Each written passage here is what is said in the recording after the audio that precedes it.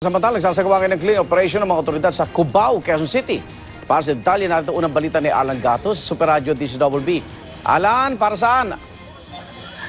Igan, nagkaroon na bulabog itong mga nagtitinda dito sa bahagi ng Arayat, Cubao matapos na sumugod itong mga operatiba ng Quezon City Anti-Crime Groups at kainaran ng Quezon City Police District para linisin itong kahabaan ng Arayat, Cubao, pati yung iba pang mga kalsada dahil sa halos hindi na madaanan itong kalsada. Samut-sari kasi ang nakabalagbag na mga paninda, mga tricycle, kainarin at iba pang mga gamit ng ilang mga nagtitinda at residente dito sa kahabaan ng Arayat, Cubao. Dahil dito, kanya-kanyang hakot itong mga may-ari ng mga gamit at gay na rin yung mga tricycle ay pinagtatanggal para hindi mahatak ng mga miyembro ng QCPD at Quezon City Anti-Crime.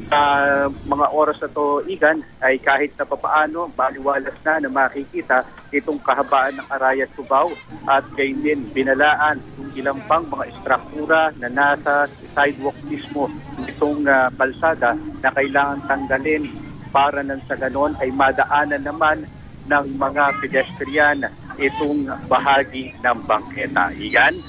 Good morning. Maraming salamat, Alan Gatos.